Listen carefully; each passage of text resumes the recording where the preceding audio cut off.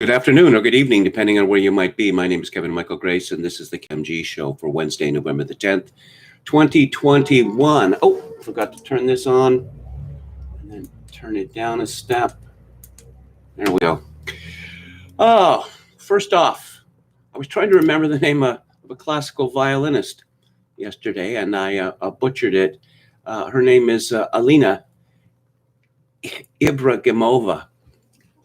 She's a beautiful blonde. She's a Tartar. I always thought that they were dark, but not in this case. And let's get to the show now. San Francisco. Is San Francisco the future of the West? It certainly seems to be the future of North America, or at least coastal North America. Vancouver, some time ago, where I spent most of my life, is now pretty much a city where there are rich people and destitute people and no one else in between. Victoria wasn't like that when I moved here 20 years ago, but it's becoming that way fast. Mary Harrington writes in Unheard, San Francisco is living the neo-feudal dream. San Francisco, the cult writer Delicious Tacos observed recently, is an avant-garde city. Whatever happens there will be everywhere else in 5 years' time. If he's right, 3 recent San Francisco stories should give us pause. Taken together, they suggest urbanist Joel Kotkin was right to argue that we're heading for a new feudalism, and you won't like what life looks at the bottom. Kotkin's new class analysis outlines an emerging ultra-rich aristocracy, a clerisy that tells the moral and cultural story, and a precaritized, immiserated serf class that serves and is subordinate to both. At the top, Vogue's breathless account of the San Francisco wedding of heiress Ivy Getty suggests what life is for this overclass. From the Barbarella-themed pre-wedding party where the bride changed between 3 different vintage designer outfits, through the description of every designer detail, to the mezzanine hotel floor cleared of other furniture so a styling room could be filled with all the extra clothes, to the Margiela boxes engraved with the name of each bridemaid. It's a starry-eyed account of bottomless wealth ordered purely to the whims of one aesthete. There were also hints of the 21st century's emerging biosecurity governance, a regime that's at worst a minor inconvenience to the ultra-rich.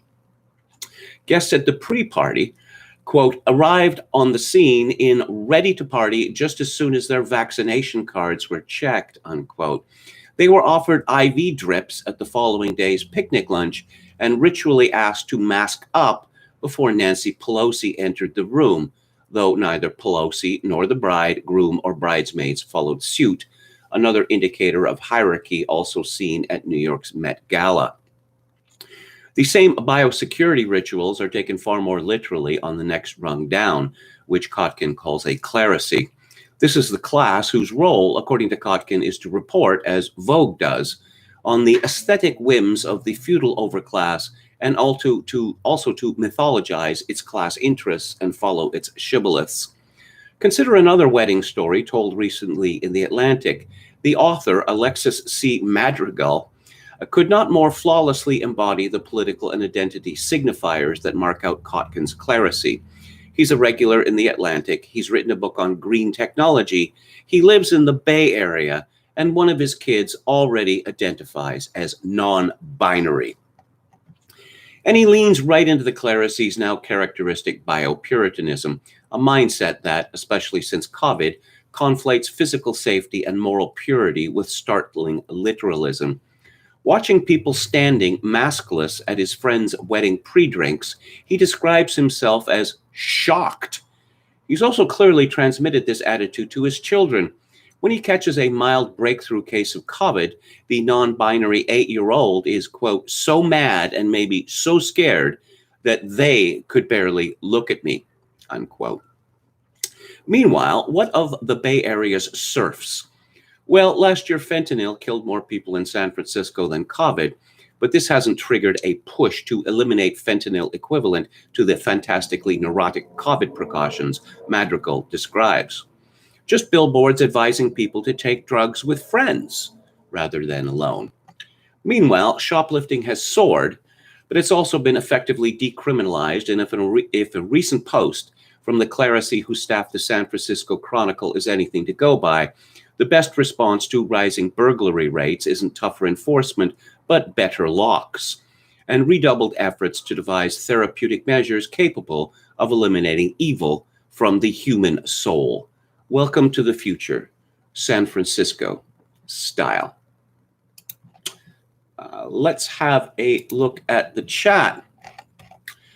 Hello to Head McNeck, Anrun, John S., Chogokin666, who says, happy Marine birthday. Hello to Dan, Yo Mama. Buddy says, hello, Kevin. How does peak Erin Gray rate on the attractiveness scale? Very high indeed, I would say. I don't know why I remember her name, but I leave the TV on all the time, and there was an episode of The Love Boat on, one of the worst television shows ever, but I saw this beautiful dark-haired woman on the screen, and I thought, that's Erin Gray. And it was. Your mama says there was a lot of intermarriage between Russians and Tatars. John S. says, nah, the rest of the country doesn't have that kind of money. Thank you, Tom Anderson. Anrin says, not bad, but certainly no Linda Carter. Hello to William Hicks. And who else do we have? Did anyone see, Yoma asks, what the Habsburg heir tweeted from Dune? Our plans are measured in centuries. But he says not quite Jacqueline Smith tier either.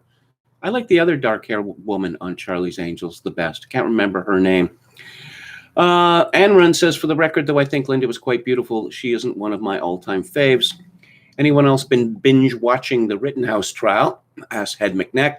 Hello to Palpicasso 88. And Buck Rogers. Yes, that was the show that Erin Gray was on. Kate Jackson. Yes, she was my favorite.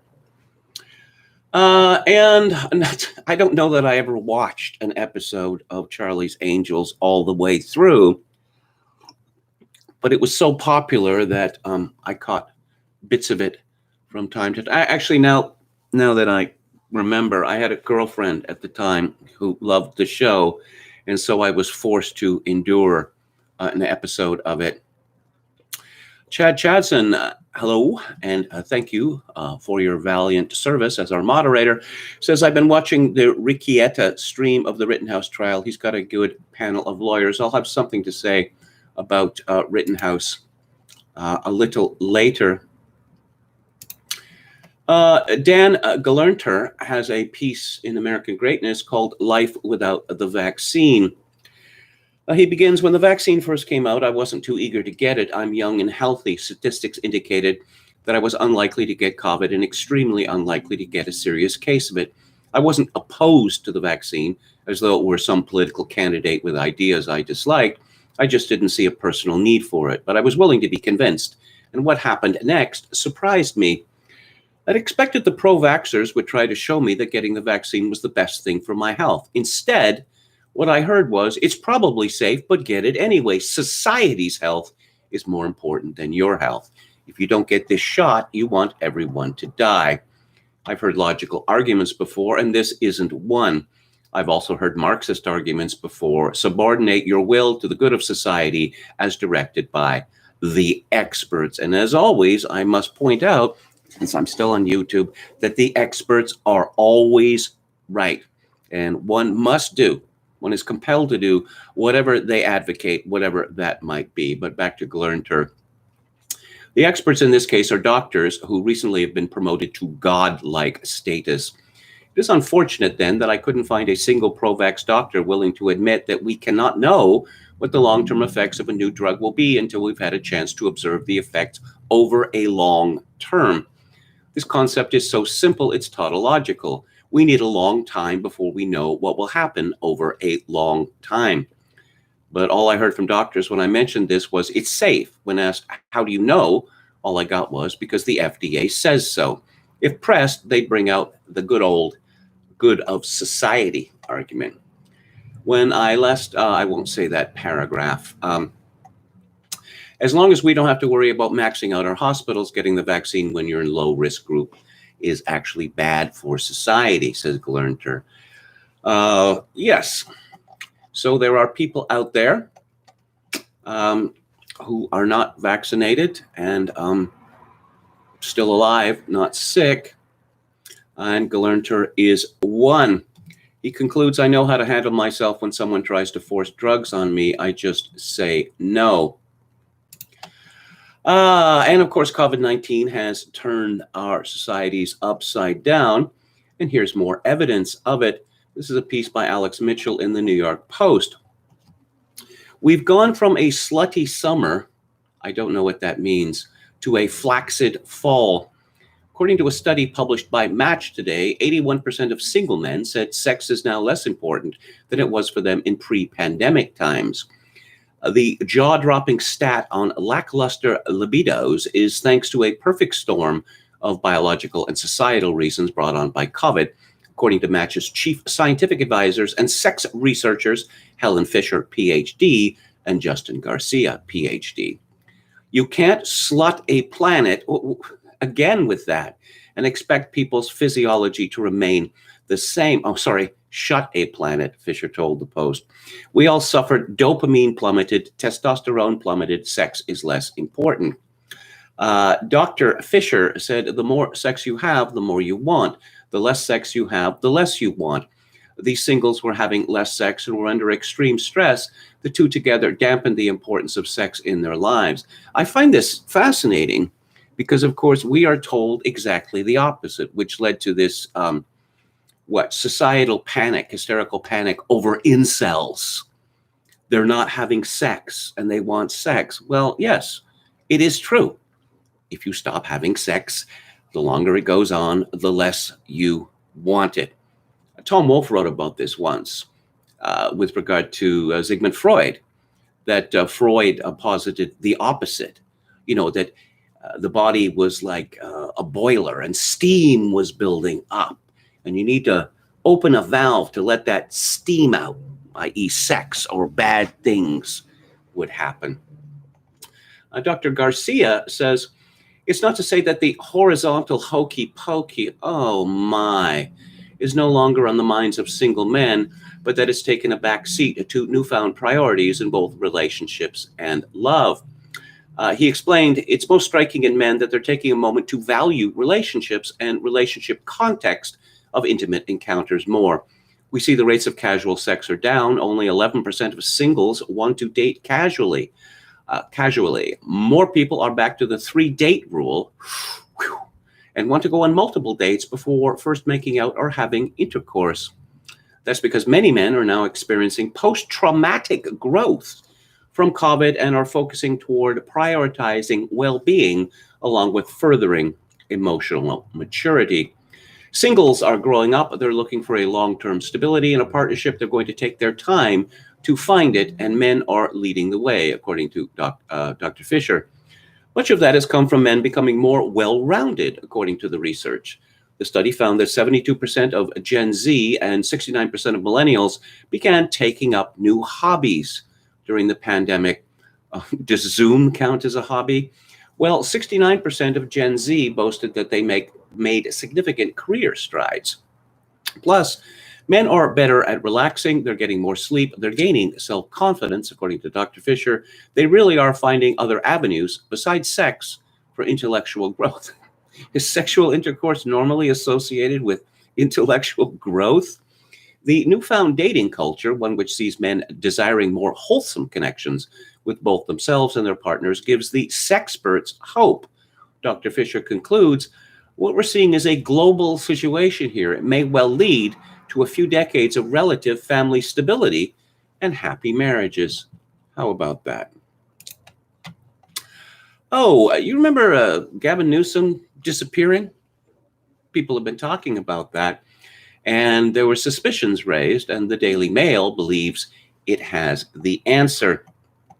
California Governor Gavin Newsom had an adverse reaction to getting the COVID booster and a flu shot within days of each other, leaving him with muscle weakness and fatigue, claim sources in the family's inner circle. The governor was last seen in public October 27th after receiving a COVID-19 booster shot in Oakland. He had gotten a flu shot on October 22nd. Newsom finally appeared in a photo attending, wait for it, Ivy Getty's star-studded wedding this past weekend after disappearing from the public eye for nearly 2 weeks. You might think that a man who has been accused of nepotism, of being a representative of the rich, the 1% and no one else, might decide to give Ivy Getty's wedding a miss. Her decadent conspicuous consumerist wedding a miss, but not our Governor Newsom, who is seen wearing a tuxedo with a black mask as he looks on while Gordon Getty gives his granddaughter Ivy Love Getty a kiss at the end of the aisle at the lavish San Francisco wedding, officiated by top Democrat Nancy Pelosi on Saturday. Newsom is a longtime friend of the billionaire oil tycoon Getty family, nice friends to have, who have financially backed his political campaigns. The sighting comes as a surprise, as questions had been swirling about the Democrat governor's whereabouts and health. Newsom abruptly pulled out of the COP26 climate summit in Scotland last week, for which he had spent weeks preparing, and his office cited family obligations as the reason. Yes, it was actually put out that he couldn't miss Halloween trick-or-treating with the kids. Yes. But now a source close to the Newsom family tells the Daily Mail that he had a reaction to the shots that left him with muscle weakness and fatigue. And Daniel Lopez, the governor's press secretary, said the wedding did not conflict with the travel schedule to COP26. Lopez added that Newsom had no adverse reaction to his booster shot and confirmed the governor will have public events this week related to the economy and vaccines. Newsom also received a flu shot on October the 22nd. The flu shot and the booster shot were administered separately, and the governor did not have an adverse reaction to either shot, Lopez insisted. At the time of his October 27th booster shot, Newsom said it was painless and then flexed in celebration, urging others to get boosters as well. 2 days later, his office issued a statement citing unspecified family obligations, canceling his plans to attend the Global Climate Conference, a huge gathering of international leaders on a subject that is among his highest priorities. The statement claimed that Newsom would attend the summit virtually, though he still has not made a video appearance. California's lieutenant governor led the delegation in his place. And I don't know how to explain this. Miasma, perhaps? This is from Paul Joseph Watson at Summit News. A choir concert in Germany that allowed only fully vaccinated or recovered people to attend, banning those who are unvaccinated but could provide a negative test, resulted in a COVID-19 outbreak that infected at least 24 people. The concert, which took place in Freigerecht, operated under 2G rules, meaning only the fully vaccinated and those who can prove they recovered from COVID were allowed to attend. This meant that people who could literally prove they didn't have COVID-19 on the door by showing a negative test were barred from entering. German news outlet Hessenschau reports more people were infected than previously known. As the district announced on Tuesday afternoon, at least 24 people tested positive. Previously, it was assumed that 18 participants and guests were infected, but it had not been ruled out that even more people were infected. The report adds the event took place according to 2G rules. That means only those who had been vaccinated and those who had recovered were admitted. Watson comments, in other words, the outbreak occurred in an event where the vast majority of attendees were fully vaccinated. Despite this, and Germans currently experiencing record COVID cases, scientists, doctors, and politicians are calling for the same 2G rules to be imposed nationwide rather than 3G rules, which do allow for a negative test. And let's go to a Substack written by a man whose initials are A and B. Long COVID Doesn't Exist, Volume 1 Zillion. The Journal of the American Medical Association, not known as a home of conspiracy theorists, has another stunning paper out, this one on post-COVID symptoms in almost 27,000 French adults. Researchers asked people to report whether they had had COVID and whether they had any of 18 lasting symptoms, such as insomnia, fatigue, or cough. They found that self-reported COVID was very strongly associated with nearly every symptom. But the scientists then went a step further. They also had SARS-CoV-2 antibody test results for the people they had surveyed, so they didn't have to depend on self-reported COVID. They knew who really had COVID and who had not. They then compared self-reported symptoms in people with antibodies, that is, people who had actually been infected and recovered from COVID, to the general population. And they found no difference in almost any symptom. COVID was not a risk factor for chest pain or breathing difficulties or trouble focusing or stomach pain or any of the many, many other complaints that long COVID patients and interest groups say are real. There was one interesting exception, though. People with COVID antibodies did have a much higher rate of anosmia, losing one's sense of smell, because anosmia is a known and lasting side effect. It serves as a useful control of sorts. The researchers also found that 60% of people with antibodies had no idea that they had even had COVID at all. Meanwhile, while more than half the people who said they had COVID had no antibodies. Yes, welcome to the plague, so severe most halfway healthy adults don't even know they've had it.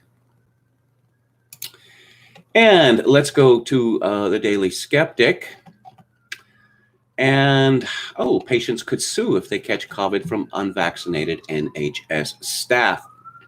All Scottish pubs may have to hire door staff if vaccine passport scheme extended. And, New Zealand.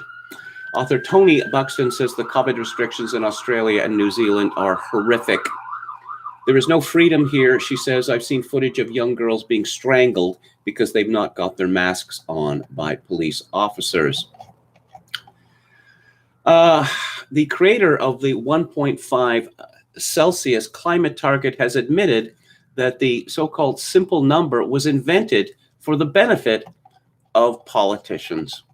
But just to remind you that climate change, extinction, it's in no way a hoax. No, all the experts agree that it is very much real. And there's an interesting development along that lines from Canada, which I will get to later. Sajid Javid refuses to rule out the use of France-style vaccine passports for those who refuse the booster shot. He is the UK's health secretary. How did we go from clapping our carers to sacking our carers? This is a piece that Toby Young wrote in the Daily Mail. And mandatory vaccination will only persuade 20,000 of 70,000 unvaccinated NHS staff to get jabbed, according to government predictions. Well, that's strange because they're health experts. They should be eager to get the jab, should they not? William Briggs has a new book coming out. He announces on his blog, "Everything you believe is wrong" will drop on December the 1st, 3 short weeks. Book description: if you are an expert, professional, bureaucrat, teacher, professor, Democrat or Republican, liberal, progressive, or conservative, consider yourself in any way in the educated classes, the odds are high that everything you believe is wrong. Not everything, not simple things, only the most important things. If you are in the majority, then a great deal of what you hold true about the world and of life is false. Here's a small sample of things that majority of the educated believe are false, but which are instead true. Science cannot answer every question put to it. It is not always right to correct a wrong. There is no wisdom in crowds.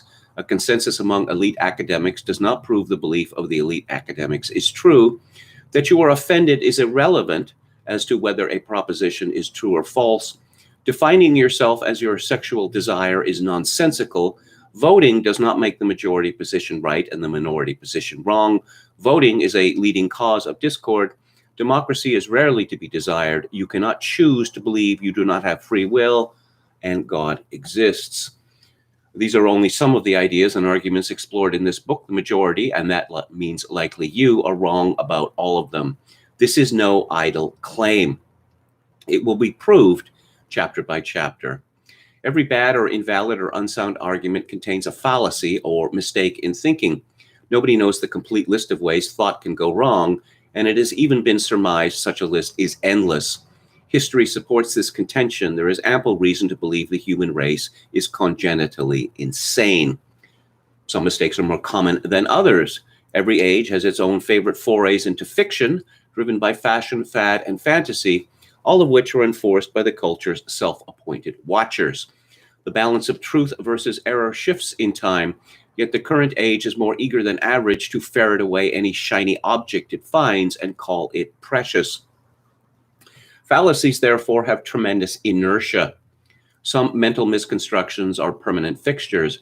I have evocative and memorable nicknames, at least for speakers of English, of the most popular and important fallacies of our day. We step through each, showing how it is false.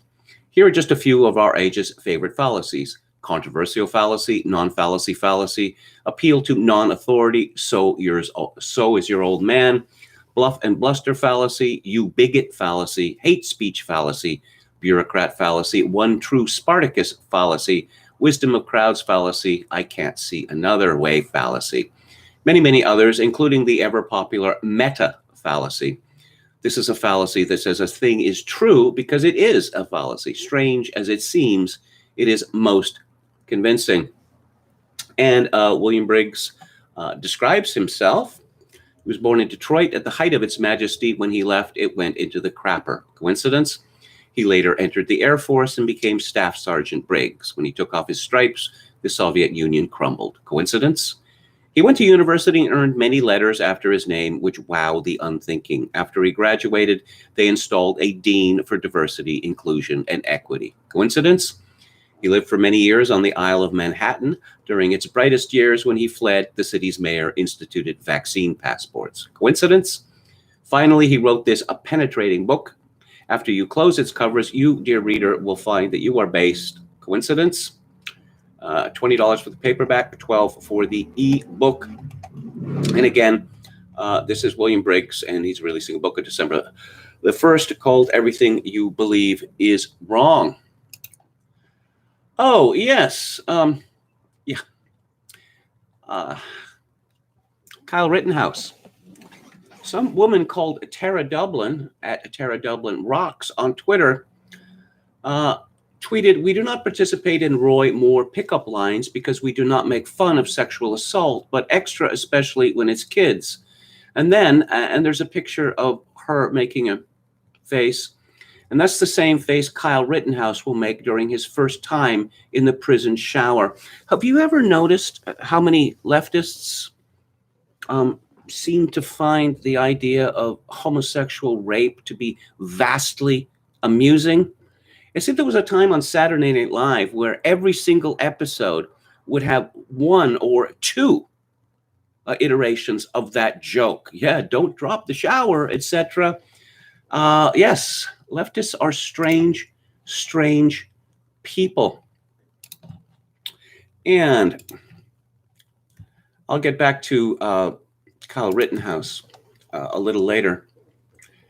There's a piece by Jacob Howland at Unheard called How COVID Despots Humiliated America. A year after Biden's election, the question of whether anyone really intended to destroy democratic republicanism in the United States is now moot. 46 years ago, a headline in New York's Daily News read, "Ford to City Drop Dead."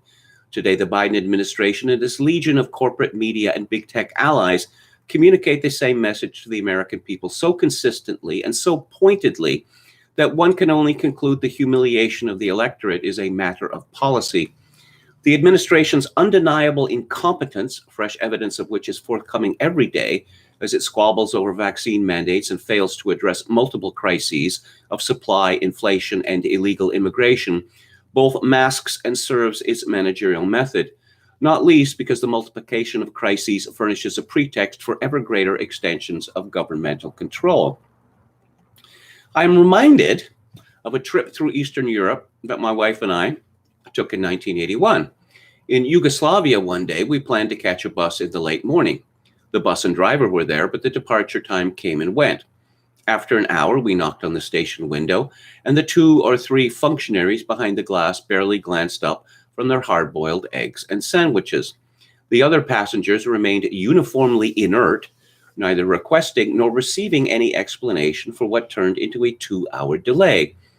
It would take years of small humiliations to make a formerly free people this compliant, but that seems to be the goal of the vast coalition of governmental, corporate, academic, cultural, philanthropic, and media powers that has just now fused and hardened right before our eyes into an ominous social monster.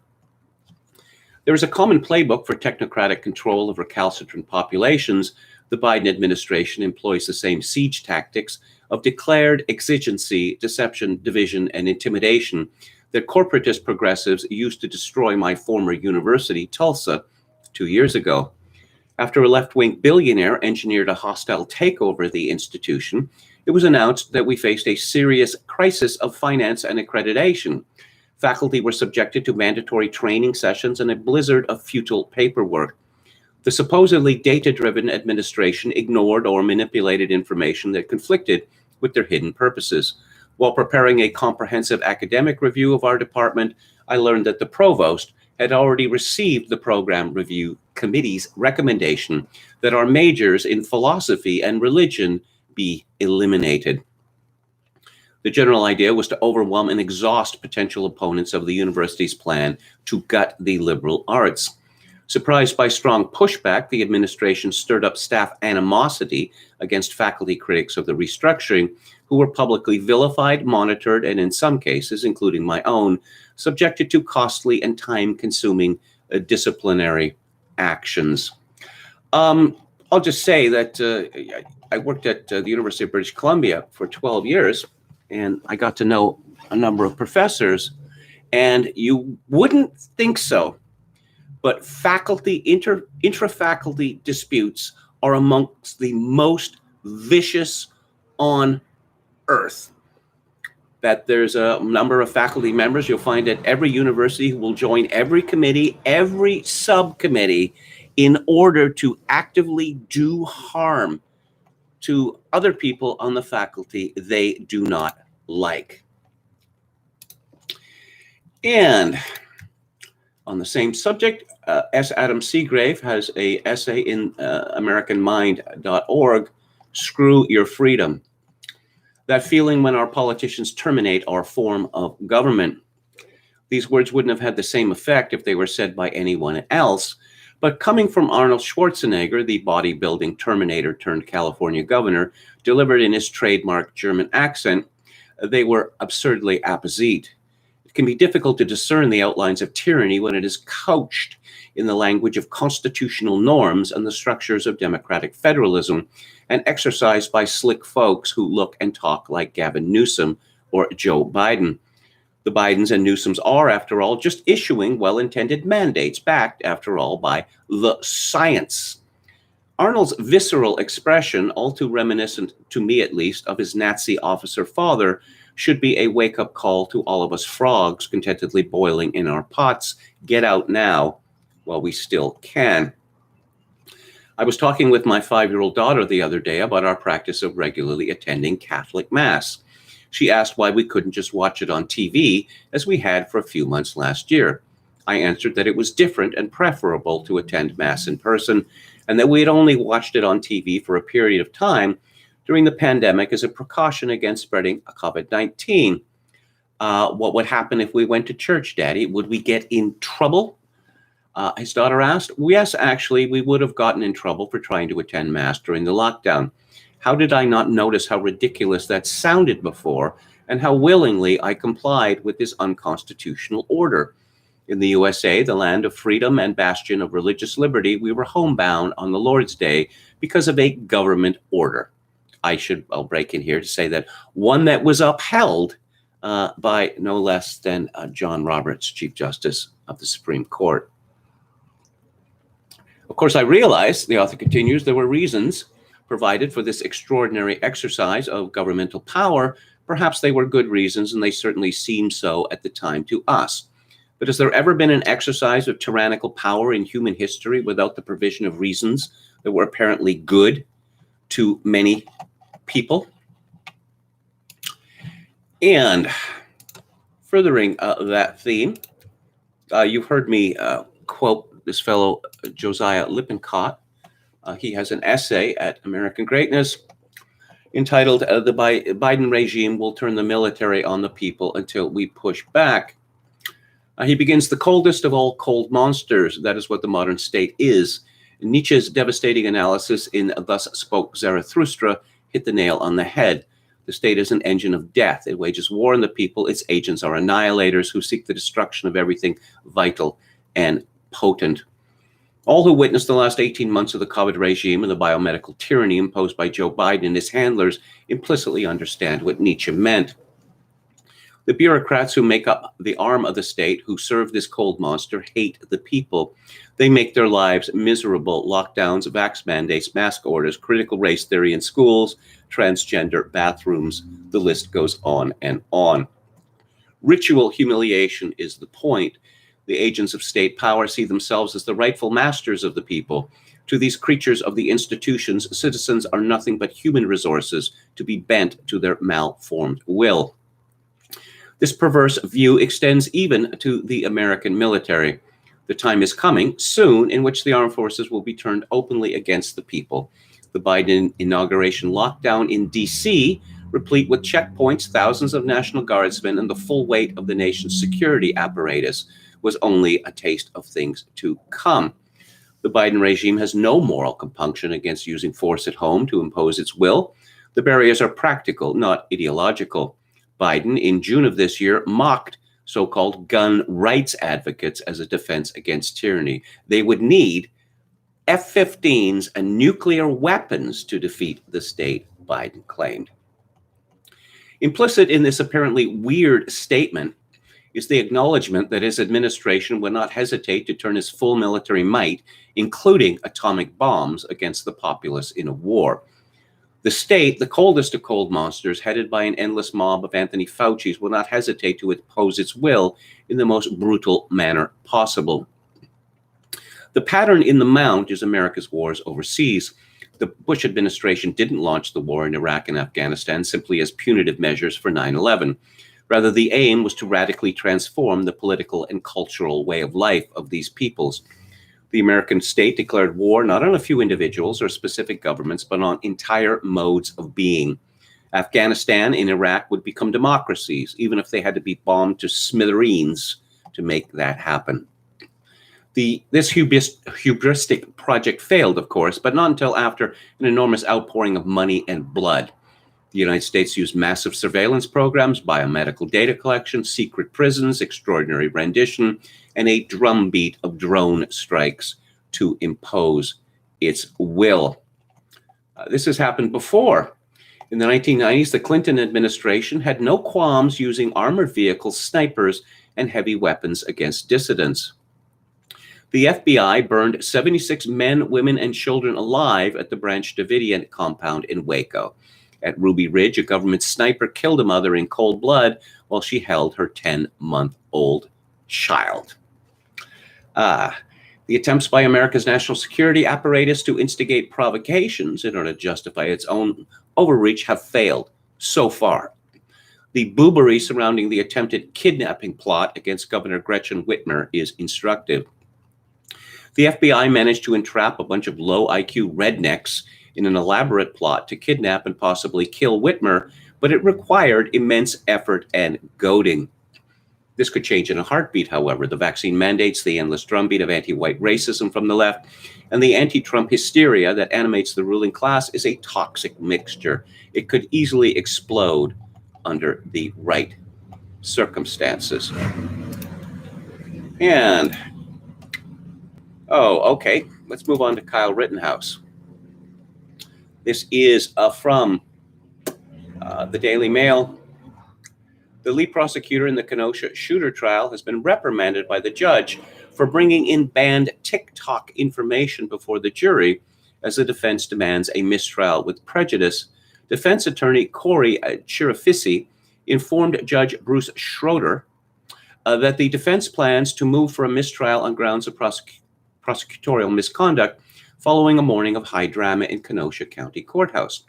He went on to accuse Assistant District Attorney Thomas Binger of knowingly attempting to throw over the proceedings because they were going badly for the state.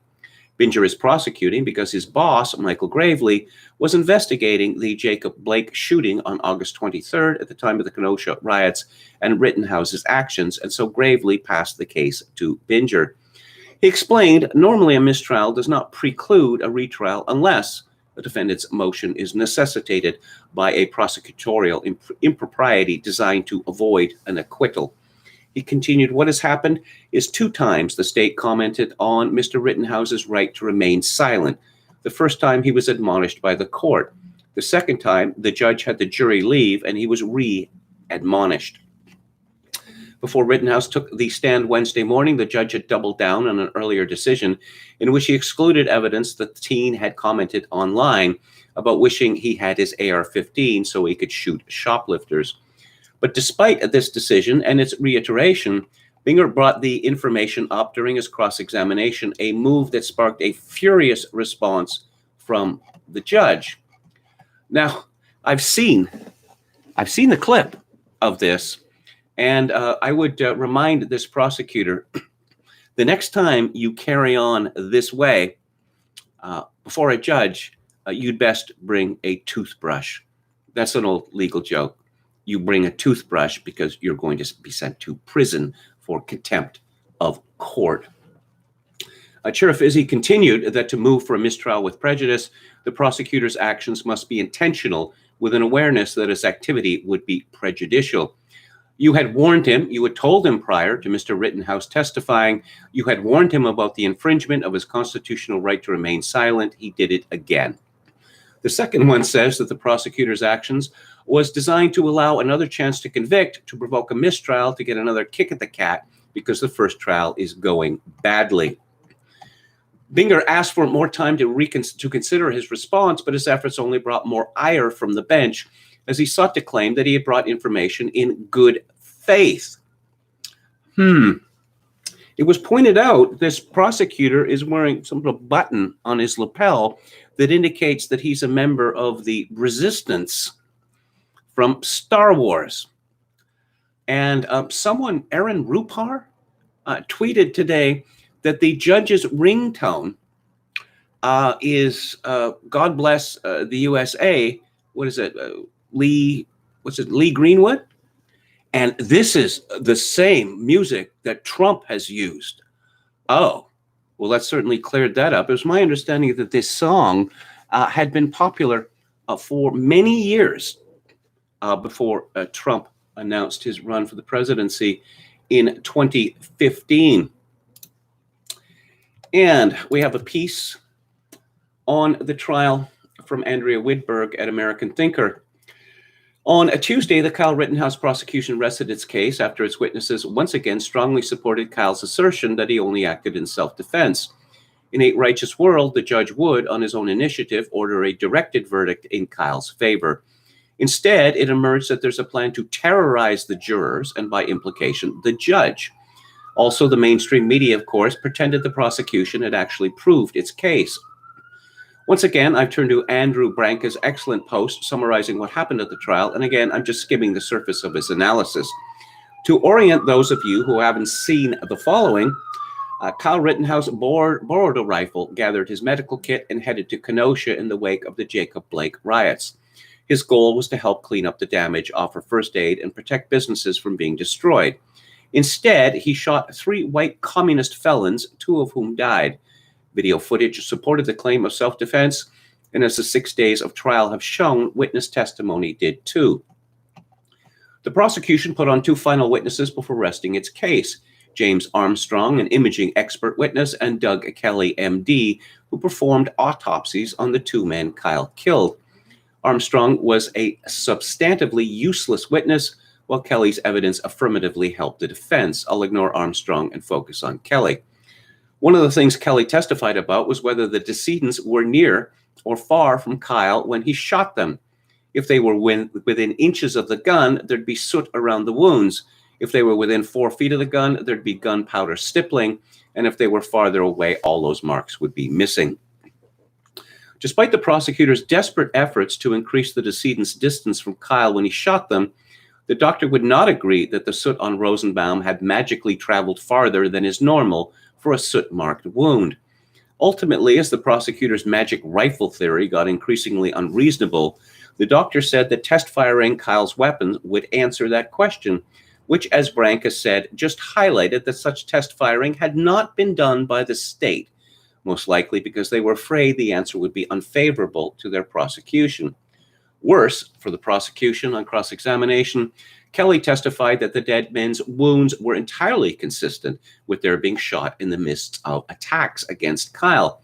In particular, writes Branca, the soot pattern on the right hand of Rosenbaum suggested that it had been on the muzzle of the rifle when the hand was shot.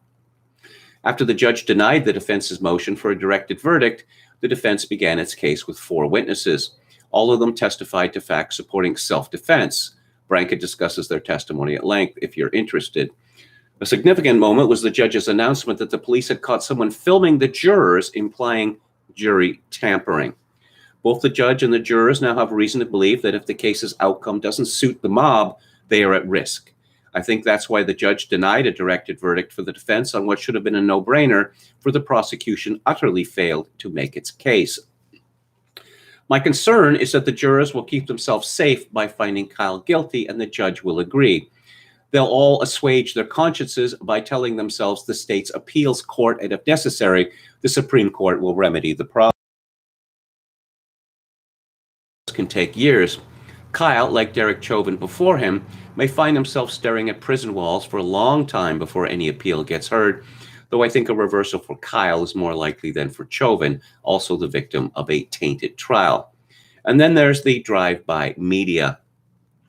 The Federalist collected the headlines following Gage Grosskreuz's testimony, proving that he chased Kyle, that he lowered his gun when Grosskreutz put his hands up in a surrender gesture, that Anthony Huber, also dead, was trying to decapitate Kyle with a skateboard, and that Grosskreutz had a loaded gun aimed at Kyle's head when the latter shot his arm. For the drive-bys, Grosskreutz is still an innocent victim, and they focused on his proven lies to make that point. The New York Times wrote, "Man shot by Kyle Rittenhouse describes the encounter on Kenosha Street." Washington Post, Gage Grosskreutz said he feared for his life, pointed gun at Kyle Rittenhouse before getting shot. CNN wrote, armed paramedic who was shot by Kyle Rittenhouse testified he thought teen was an active shooter. USA Today wrote, Gage Grosskreutz testified that I was going to die as a witness at Rittenhouse trial. And the BBC wrote, man shot by Kyle Rittenhouse says he pointed own gun amid fears for life. Meanwhile, after Tuesday's hearing, MSNBC ran the ominous headline that a movement formed around Kyle Rittenhouse, it's a serious threat to democracy and justice. Apparently the trial isn't about Kyle at all. What's really on trial is citizen vigilantism, destroying cities good, defending cities vigilantism. And let's go back to the chat, see what's happening there. David the Gnome says, if a left-wing mob wants to burn down your town, you better get out of their way, let them kill you or go to jail. Those are your 3 options if convicted. Hauper says, thief loses arm. Kyle is an instrument of Hammurabic law. Anrun asks, are any leftists giving Kyle credit for only shooting Grosskreutz in the arm, or is it only a leg that counts? Quachalango says the Philadelphia Rittenhouse was the first papermaker in Pennsylvania, Rittenhouse Square. Dr. Deadname says Kyle's was on the ground and his rifle sling saved his ass. Hello to Dionysus, who is very fond of Schopenhauer. Every creature dies, more often than not in agony. There's no God in Schopenhauer's view. As the philosopher put it himself, original sin is the crime of existence itself. William Hicks says, Kevin, if Trump likes a song, it's a bad song. If only he would have played some rap at his rallies. Doggone it. Well, I remember when George W. Bush was president, and I never liked George W. Bush. I had read Tucker Carlson's story about him before, well, I guess when he started being a candidate, where he mocked what he imagined would be a woman, condemned to death, her pleas for life. George W. Bush thought that was very amusing indeed. And I thought, this is a bad man. So sometime afterwards, a list of George W. Bush's favorite songs was released, and My Sharona by the Knack was on it. And I thought, this is possibly the only thing that George W. Bush and I have in common. I suppose, I could have taken the leftist view that I can't like that song anymore because a person I don't like likes it. Anron says that song was always a bit cringe, God bless the USA, but now the lyric, where at least I know I'm free, is just sad. David says he should have a little Reddit antenna coming out of his head, that prosecutor. Buddy says Binger has a maddening PBS voice. Hopper says that was peak Sharon Stone. Indeed. Dr. Deadname says political show trial by an illegitimate state. Don Willis, I asked Arnold what his favorite holiday was. He said, have to love Easter, baby, an old joke. Chogokin 666 says, Mommy Tulsi speaking truth. That would be the surfer mommy who ran for president. In a sane world, it is obvious Kyle did nothing wrong, says Anron. Total Recall is a close second. Sharon Stone gives a nice assist in that. I don't know. I love that movie, but I just thought, okay, so here you are on Earth, and you're working in construction, and you seem to like that, and you're married to Sharon Stone. She often plays bad people in movies, and she does in this one. But when she's married to Arnold Schwarzenegger, she just seems the lovingest wife in the world. And I thought, why is he so keen to go to Mars? Okay. Red Sulfur says massive migration from Africa to Europe enabled by vacuum created by U.S. toppling of Gaddafi. Yes, true. But of course, says Hillary Clinton famously said, what difference does it make? Imagine that. The Secretary of State saying after a disaster which led to the murder of U.S. diplomatic personnel, what difference does it make, why this happened? And she got away with it. She also claimed that she had fallen down. And it seems likely to me that she had a stroke. I mean, I read in USA Today that, it was determined that she had not suffered a concussion. The same story also said that she was never admitted to hospital. So how would they know that she had not suffered a concussion? There's a whole protocol involved. And I thought, okay, the media has always lied to people, but now they don't even bother to try to make it seem real. David the Gnome likes Running Man. This kind of cartoony movie, but I like it too. Okay. It's not a tumor. Whichever one he says is Arnold's best movie, says Ann Run. Okay. Conan the Barbarian, David likes that, as well as Total Recall. Oh, yes, this is from Halper, who had asked, what is Arnold Schwarzenegger's finest film? And Quachalango says, true KMG attends faculty senate meetings and you will, regarding what I said about faculty, attend faculty senate meetings and you will know, and they punish each other by making them teach undergraduate courses. Yes, a friend of mine who was a teacher had he and some of the other members of this department had managed to enrage a woman from Chicago who was also on the faculty, and she started a single-handed campaign to have the department shut down. Took a while, but she succeeded. How about that? I once saw this woman. My friend was giving a public lecture about Tolstoy's Anna Karenina, and he was describing the scene where Levin goes into the fields with the farm workers, and how this revelation that he has, so, being at one with nature. And this professor was absolutely infuriated by this, that, this is obviously phony, and someone in, the class position of Levin could never feel an affinity with nature or, the farm workers. And I thought, was she dropped on her head as a child?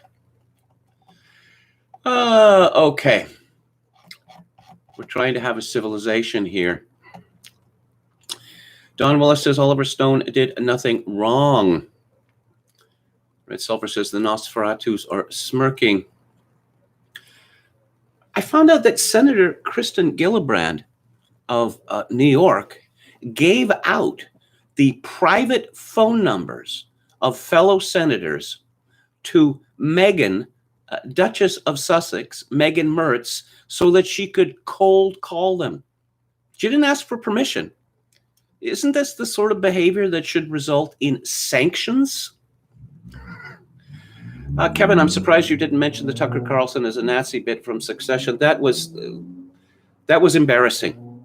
His name is Ravenhead? Really? Mark Ravenhead? Why don't they just go whole hog and call him Totenkopf? I mean, let's assume for a minute that this Ravenhead character is actually an admirer of Hitler. Okay.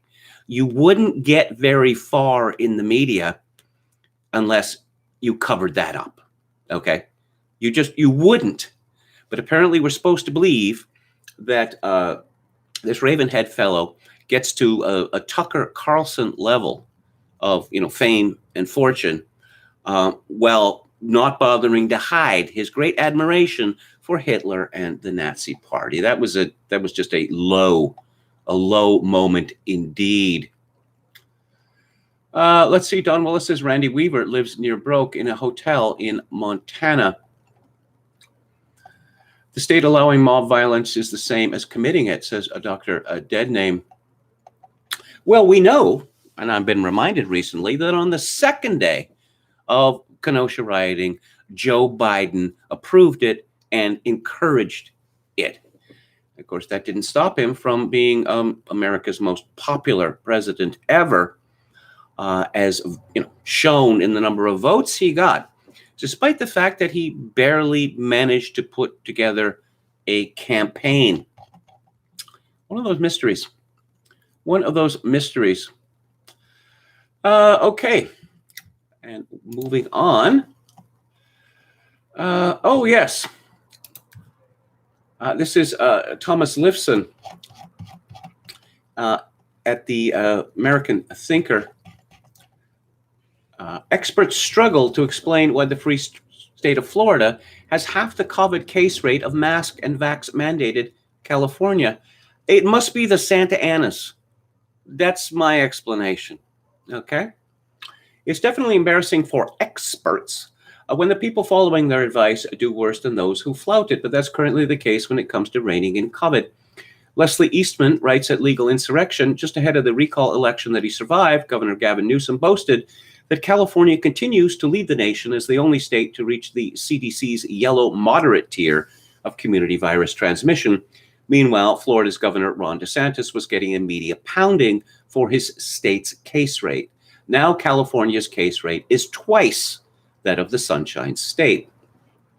Have you noticed that Sweden, which never locked down and which focused on protecting the most vulnerable, and as has always been the approach taken to epidemics until China role modeled total lockdowns to fight the virus it created, has virtually disappeared from the media? Turns out that COVID is not exactly exploding as the winter months force people indoors, where virus transmission is more probable than outdoors. Yes, again, it's a mystery, but I'm going to blame it on the Santa Ana winds. Jimmy Kimmel. Remember when Jimmy Kimmel used to be funny? Remember when nobody cared what Jimmy Kimmel's political opinions were? This is Brendan Gillespie at Fox News. Jimmy Kimmel blames sexism and racism for Kamala Harris's historically low approval rating.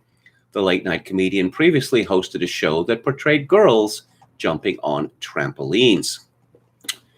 ABC Late Night host Jimmy Kimmel revealed Tuesday what he thought was at least part of the driving forces behind VP Kamala Harris's historically poor approval rating: racism and sexism. During his opening monologue, Kimmel joked that the reasons Harris's approval rating would be so low, claiming it made no sense because she basically has nothing to do, but ultimately blamed sexism and racism amid his comedic attempts. I think that the reason that Kamala Harris's approval rating is so low is that nobody likes her, and nobody has ever liked her, except, Willie Brown, I suppose, and perhaps that sucker who married her. That politics is full of phonies. Most people don't like going up to, hordes of strangers and shaking their hands or patting them on the back and asking them, about their private lives and all that. It's not really natural, but politicians do it because it's necessary to be phony in politics. But Kamala Harris, if I asked her the time and she told me, she would seem phony. Also, the deranged cackling. She's always bursting into cackling. Why? That apparently everything that she hears, oh, yes, do you know that Joe Biden loves ice cream? And followed by hysterical cackling. Ice cream. Can you figure it? I explained earlier that Kamala Harris, seeing as she grew up in Montreal, might not know or might never have learned that Americans are quite fond of ice cream. Unfortunately, for that explanation, Canadians are quite fond of ice cream as well. And no. When she asks NASA whether NASA can survey trees to determine foliage racism, I'm beginning to think, is she stupid?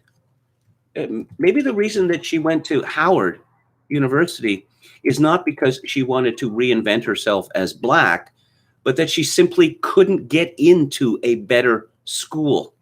One would think that, since both of her parents were academics and her mother was a very high-ranking medical researcher at McGill University, that she could have got into a better college. But according to America Rising Twitter, and there's video to prove it, Kamala Harris uses a fake French accent while speaking to French scientists at the Pasteur Institute in Paris. Even her voice is phony. Of course, a lot of politicians, you might remember Barack Obama. He'd slip into this Southern drawl whenever he was speaking to a Black audience. I thought that was pretty funny. Faith Moore has a piece in The American Mind, From Fertility Goddess to Artificial Uterus. Which way, Western woman? Long ago, in a cold and desolate plain, our ancient ancestors sat carving statues of Lizzo. Okay, not Lizzo exactly, but close. When the hip-hop singer arrived in a see-through dress at Cardi B's birthday party several weeks ago, it was hard not to make the comparison.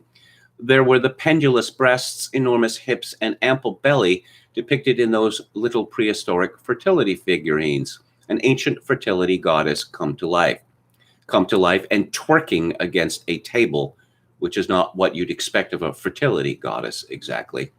Somewhere in the tens of thousands of years between the figurines and the fitness singer, something has gotten lost in translation.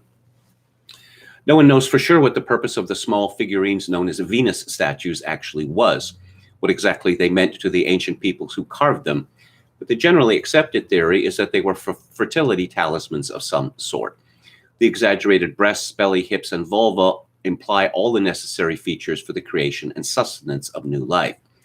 The absent or only crudely sketched head, arms, and legs imply that these features were not the point, unnecessary for the function these figurines served.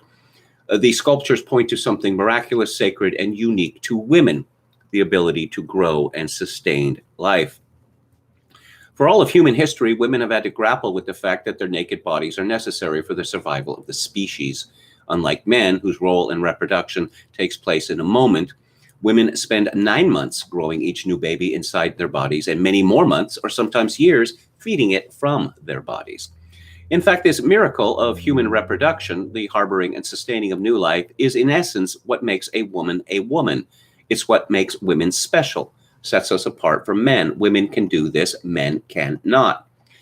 No matter how you choose to live your life, being born male or female means something in and of itself. Our lives are shaped and defined by the abilities and restrictions of our bodies. This used to be taken for granted, no longer. Yes, women are still the ones who bear the children for now, but we've come a long way from the mystical reverence of female reproduction depicted in those Venus statues. Calls for equal rights for women have morphed into assertions that there ought not to be genders at all, that sex differences are determiners of nothing. But to make this a reality, women must be uncoupled from childbearing. Back in 2017, scientists successfully transferred an extremely premature lamb to an artificial uterus, which kept it alive long enough to become viable outside the womb. Today, researchers in Israel are growing mouse embryos in test tubes and hope to do the same one day for humans. While the notion of growing a human completely outside of a uterus is a long way off, it's by no means science fiction. The notion of childbearing becoming completely disassociated from femininity is one that society will eventually have to grapple with. I've heard about this artificial uterus notion for decades, and it seemed to me that the scientists involved and everyone fascinated by this, they were desperate that natural birth be eliminated. Of course, it's going to be a class thing. The 1% will have their artificial uteruses, and the peons will do things old-fashioned, in the old-fashioned way, like the savage's mother in Huxley's Brave New World. Already, it's become clear, at least to me, that among the elite and the aspirant class, that childbirth is seen, like Alyssa Milano came right out and said it.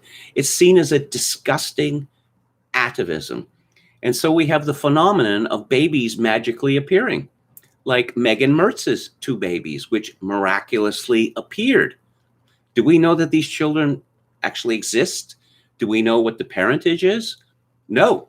Great pains were taken to have these births take place secretly, which is not something done in royalty, because lineage needs to be determined. And that's why typically royal physicians attend the childbirth of royals. We have accusations that Beyonce and Kim Kardashian faked pregnancies with fake baby bumps. I believe Beyonce was embarrassed when it once went concave. It sort of fell in on itself, which of course a real baby bump does not do. Our author continues, our flesh has meaning. It isn't arbitrary or random or wrong. We aren't assigned a sex at birth. We're born into one. And its function defines who we become. Even if a woman chooses not to use her body to create new life or finds that she cannot, she's still awash with female hormones which affect her basic urges, personality, and drives. Her brain is wired differently from a man's, which causes her to have innately different strengths, abilities, and desires. And these differences, like a stronger connection to emotion or a greater willingness to care for her young, can all be connected in some way to childbearing and motherhood. A female human is not a male human. They are 2 distinct and biologically different entities. We might be able to go to technological war against our bodies, but it's a war we cannot win. Pretending that our biological differences aren't there denies that we're inextricably linked with our bodies, a bond that cannot be destroyed. We are a chemical, physical, and spiritual cocktail. And for women, our bodies come equipped with the ability to sustain new life. It's a miracle, a superpower, something to be revered and held sacred, to carve little statues about. Faith Moore concludes, if a woman's breasts, belly, vulva, and hips are no longer special for their function, we're left with Lizzo twerking against a table in a see-through dress. Once again, it's carnal, empty, and somewhat distasteful. It twists the flesh into a parody of the body, pretending its meaning is entirely ours to celebrate or to debase. Lizzo and all the rest of us are being denied something, not given a gift. We are flesh, and a woman's flesh is miraculous. We've come a long way from our prehistoric ancestors, but in this, at least, they knew better. I mentioned this before, but I've long been bemused by this claim that men objectify women based on their bodies. You know, we are corporeal. Every person on earth is objectified because of his or her body. Every single person. Is there a reason, why people considered pretty or handsome are better liked? Is there a reason, perhaps, why women, at least what they say on dating sites, shun men who are not considered tall? Is there a reason that there's a stigma against baldness? Yes, of course there is. Again, because we are corporeal, not merely spirits. And, here's a good news story. I'm accused of not talking about good news, but here's one. This is from lifenews.com. Senator Dick Durbin, a pro-abortion Democrat, complained this week that his Catholic diocese is being fundamentally unfair by denying him communion. Town Hall reports the Illinois politician said his home diocese, the Diocese of Springfield, has refused to allow him to participate in the sacrament since 2004 because of his pro-abortion stance. It's not a happy experience, he told America magazine. America is a Catholic magazine. Well, it used to be. I found another Catholic venue, the Archdiocese of Chicago, and a church where they were willing to let me in and allowed my wife to join me. So it's become my new faith home. In the new interview, Durbin complained that some Catholic leaders were being fundamentally unfair by denying communion to politicians like himself. He said he thinks anyone should be allowed to participate if they think they are worthy to receive the Eucharist, which raises an interesting question. He asked, if we're going to start down this road of denying communion, where do we stop? The interesting question is, does Dick Durbin go to confession? Because the Catholic Church teaches that it is a very grave sin indeed to receive communion while not in the proper state, guilty of mortal sin. But I suppose that's very old-fashioned. Do you remember when Barack Obama said that there were 53 states? Some people, laugh this off, but, everyone misspeaks from time to time. I certainly do. But I thought, there are 50 states. Someone said, the states and the District of Columbia. Well, that only makes 51. And 50 is a very easy number to remember. This is from Rudy Takala at Mediaite. Former President Barack Obama flubbed the difference between Scotland and Ireland during a Monday address at a climate change conference in Glasgow, and botched a reference to Shakespeare in the process. Solving a problem this big, this complex, and this important has never happened all at once, Obama said during his speech. Since we're in the Emerald Isles here, let me quote the bard, William Shakespeare. What wound, he writes, did ever heal but by degrees?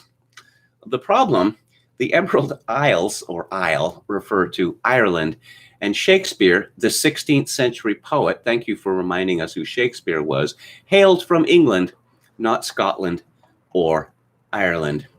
I want you to stay angry, Obama said later in the speech. I want you to stay frustrated. Keep pushing for more and more, because that's required to meet this challenge. Gird yourself for a marathon, not a sprint. Hey, wait a minute. Wasn't Obama president of the United States for 8 years? Why didn't he solve that whole greenhouse gas crisis? He had a lot of power, So what did he do about it? Okay. Oh, this is good. This is good. This is from Steve Watson at Summit News. A writer with Slate has declared that the word woke, when used by a white person, should be treated as a racial slur because it was shoplifted from the black community. Of course it was. Everything good was shoplifted from the black community. They invented everything. It's the latest narrative in the debate over cancel culture. It is no longer credible to declare that cancel culture doesn't exist, and so the left has reverted to what it knows best, baseless accusations of racism and bigotry. Along with a tacit threat, Slate hack Joel Anderson tweeted, "If you're not black and started using woke pejoratively sometime post 2018 or so, or worse, don't know anything about the earlier iteration of the term, I think it's fair to consider it a racial slur." And he continued, "And it doesn't mean I'm going to do anything to you or that anyone else will, but it doesn't mean I won't either." Ooh, tough guy. Anderson also posted a picture of white protesters taken in Charlottesville in 2017 with the comment, "All these hit dogs." What? Anderson continued, "Who am I to stop them from using a term they shoplifted from the black community? All I'm saying is, like with the other words, I get to decide my response." As noted by the Federalist, Anderson's assertion was picked up on and retweeted by other leftist media figures at the Washington Post, NBC News, MSNBC News, ESPN, and Vox.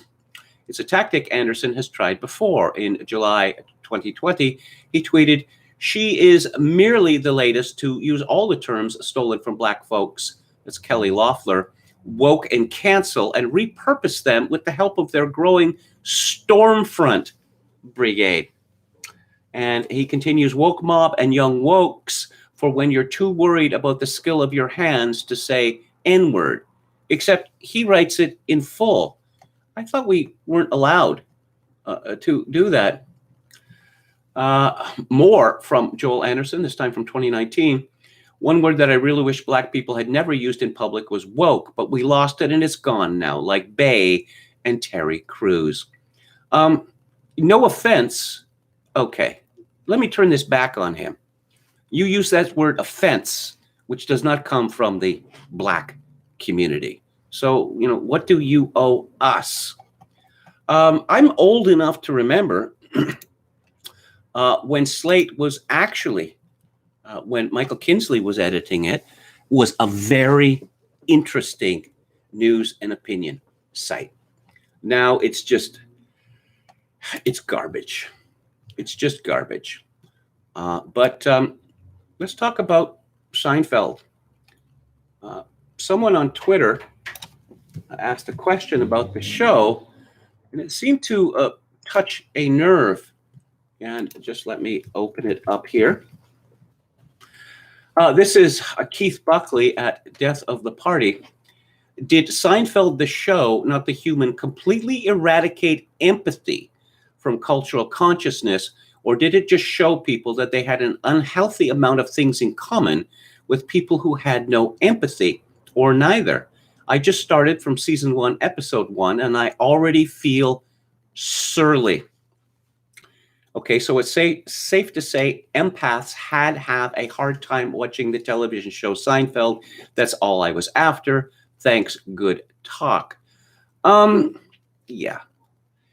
I think that one of the reasons for the success of Seinfeld was that Americans and others were kind of fed up with sitcoms like, let's say, Cheers.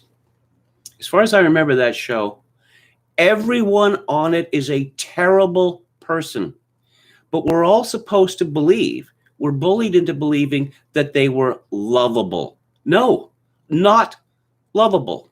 Well, Woody Harrelson is not a terrible person. He's merely an idiot. Yes, I talked about that with regard to the Mary Tyler Moore show. We're supposed to like the characters on that show, but we were bullied into doing it. Now, I'm reminded that Kyle George, in his pitch meeting about Seinfeld, referred to the characters as 4 high-functioning sociopaths. And a lot of interesting, let's see, Botulism Dachshund at Gross Point Break responded, "I've just started watching The Simpsons, and I'm starting to think this Homer guy isn't a great role model." Keith Buckley responded, "It's a cartoon, Chief." Oh, what does that mean? The cartoons can't be realistic? There's a lot of realistic cartoons on the air these days. I'm reminded again that in the famous Chinese restaurant episode, of Seinfeld, which changed television forever. I mean, it's a bottle episode, and they're waiting for a table at a restaurant, and George is getting upset, and at one point he yells, "We're living in a society." See, George understood that we are living in a society, but George thinks that he has the cheat code to the rules. Oh, and let's get a woman's opinion. South and Thesia. Yes. Don't bother attempting to watch this in 2021 if you are a conscious person with a heart. Thank you for that. Thank you for that. Professor Temp at Houski responded, "It's a comedy of manners, not an instruction manual. They're characters who behave in antisocial ways for the sake of humor. You're not supposed to behave like them. They exist to show you're not alone in having a nagging sense that much of everyday life is silly and irrational." Keith Buckley responded to that comment, "Yeah, it was trying to imagine current me in 1996 watching it for the first time without knowing how it ended, but maintaining the knowledge that it was of enormous cultural importance. It was an honest question because I didn't get into it much when it aired, and I don't really know why." Well, there's where I am, and I don't have very many channels at my hotel. There's a lot of channels that show Seinfeld. A lot. This is for a show that went off the air in 1998. And one of the channels, I think it could be CTV, has a disclaimer that runs at the beginning of each episode that is so long and so detailed, one might get the impression, what is it we're about to watch here? Song of the South? Birth of a Nation? Triumph of the Will? Yes. Feeling surly watching Seinfeld. Okay. Oh, here's a good joke from Billy Husky. "These pretzels are making me surly." I think, Larry David left the show for the end. He came back for the final episode, which I don't really want to talk about. Where did the jokes go? I think that Larry David thought that after he had killed off Susan, I think he really wanted America to hate the characters. Look, George is, so cheap that he kills Susan. Now, I know Susan divides people. I look at Susan and I think, pretty, good figure, great hair. She's a little bossy, but Lord knows George needed it. Of course, Susan comes from a quite rich family, and no, she's not going to be licking her own envelopes. By the way, I have a trick I learned when I had a job. One of the roles was to send out hundreds of letters, the same announcement. So what you do is you open the envelopes and you put one and then one behind it, one behind it, one behind it, one behind it, so that the flaps are exposed. Then you get a couple of paper towels and you soak them and you squeeze out the excess water and then you rub it against the glue, rub it against the glue, rub it against the glue, rub it against the glue, etc. And there will be enough time so that you can take out each envelope and seal it, so your lips never have to touch the glue.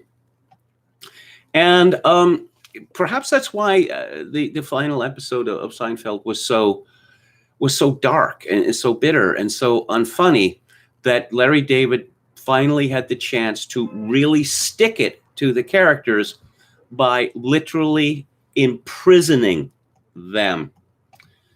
Of course, the show is hardly realistic.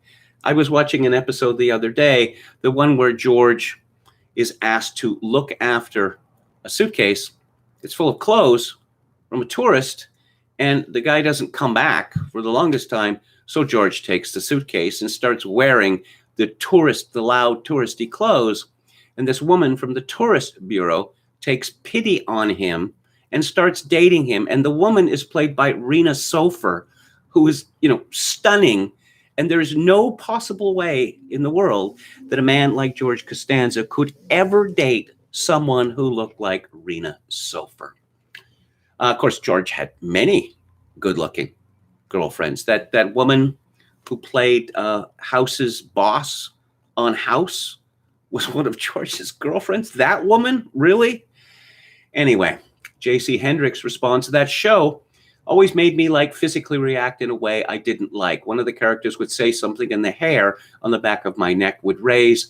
I always felt like I was about to get in the middle of a fight I didn't want to be involved in. Buckley responded to that. I was just saying the exact same thing to Angie. I didn't love it when it was on because it made me feel angry and sad. I don't watch Curb Your Enthusiasm for the same reason. Really?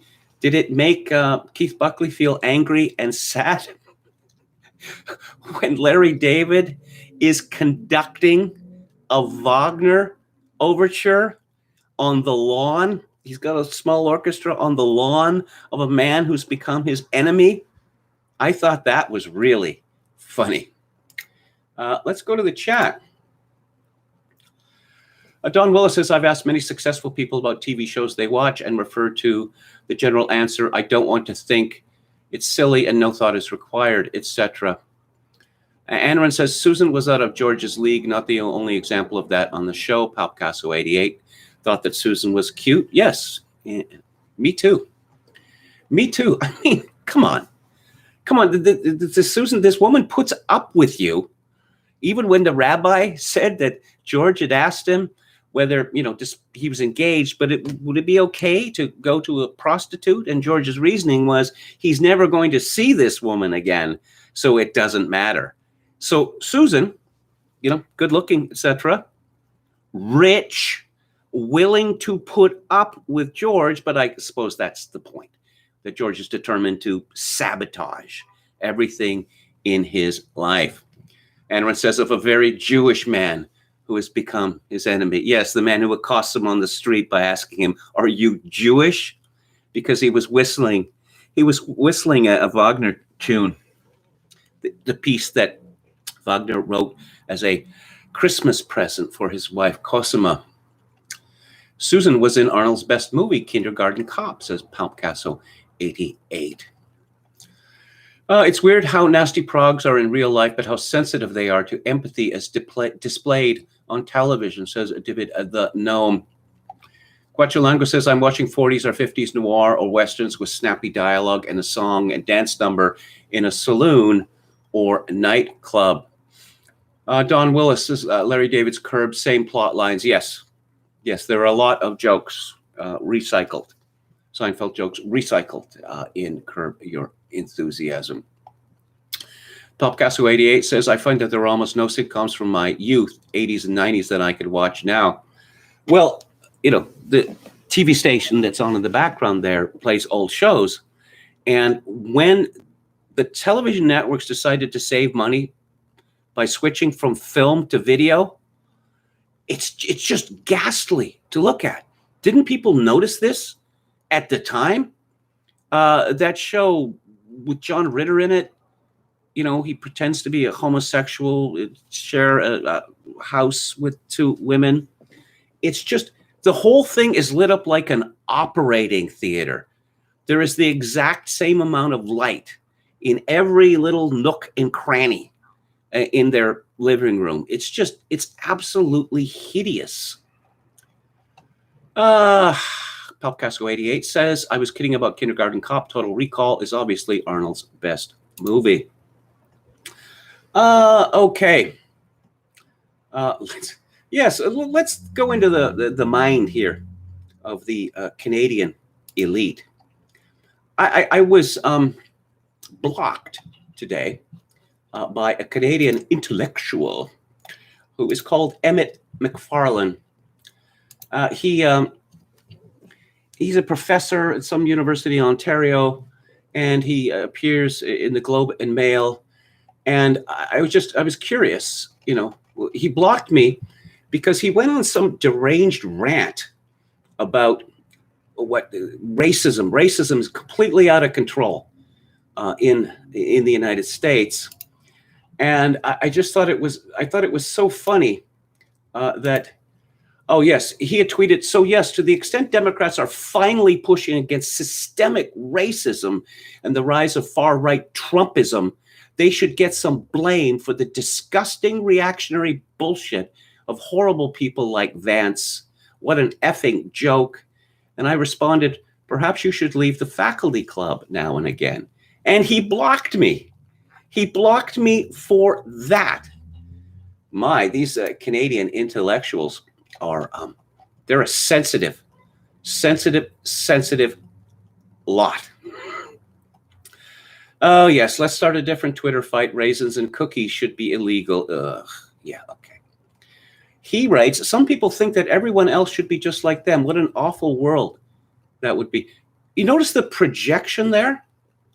Apparently, the United States elected Donald Trump, and that means that America is in the grip of increasingly savage white supremacy.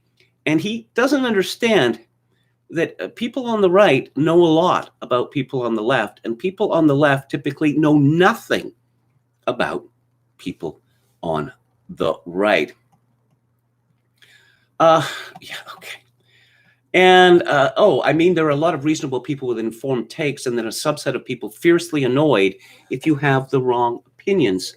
You see, this normally starts when some entitled idiot like Emmett McFarland makes some outrageous statement. See, and responding to that is violence, is verbal violence. Oh, Bruce Arthur, who's another entitled idiot. He's used to be a jock sniffer. He is now, well, he still contributes to TSN, the sports network. He's now at Toronto Star columnist. We can be good and we're gonna make it. He tweeted, like in the US Fox News went apeshit over Obama in a tan suit, called a fist bump a terrorist fist jab, and you could find acres of that in talk radio, on TV. It doesn't matter how the liberals acted. Oh, and Emmett McFarland is quite exercised because 5-year-olds are not yet being jabbed in Canada. So he tweeted, if it's a function of time, certainly we can pay for a short-term night shifts to move this thing along. If it's a function of process, what's the process? Has anyone done a write-up on this? I mean, it's a lower dose of the same stuff millions of other Canadians have received. See, there's a planted axiom here that the Canadian government is going to approve, because, well, I mean, why wouldn't they? The jabs for 5 to 12-year-olds. You know, it hasn't occurred to him, and the people agree with Professor McFarland, that there is the possibility that Canadian health authorities might decide that the jab for 5 to 11-year-olds is not warranted. But no, he hasn't even considered that. And so, oh yes, they should have set this up to have teams working day and night to get it done fast. And who knows, maybe they have, but I'm curious. Oh, man. Let's see. Back to Bruce Arthur. There's one reason that, while I can see the reactive aspect, it's a cop-out. The current acceleration was entirely asymmetrical and continues to be. If I became a serial killer and you say, hey, what's wrong with you? It's on me if I use that reaction as serial killer motivation. In other words, people who disagree with jock sniffer Bruce Arthur are akin to serial killers, in the same way that pisser de copy Susan Riley writes in the Hill Times that the vaccine hesitant are terrorists. You're getting an inkling of how the Canadian elite thinks. And the Canadian elite, the very idea that there could be other opinions than theirs is unthinkable. That people who think differently than them, they must be terrorists or serial killers, or perhaps just mad. This began with a tweet by Jalebi Twist. The left is responsible for dysfunction on the left, but also the dysfunctional on the far right, is bizarre asymmetry. The right is crazy because the right is crazy. The left needs to smarten up to stop them because right-wing crazy has a bigger electorate than left-wing crazy. So holding opinions, say in Canada today, holding opinions that the Liberal Party, say, held 20 or 30 years ago is akin to crazy. It's akin to crazy. Oh, wait. No. This may be the best. I've never entirely associated with any part of the ideological spectrum, but the last 5 years, and then especially the pandemic, has certainly alienated me from the conservative side and angered me deeply, because I have a conscience.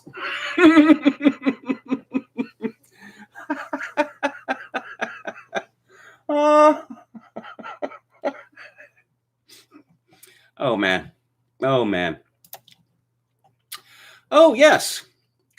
Yeah, the Globe and Mail, which used to be a serious newspaper, has a breaking story about a tremendous development in Canadian culture.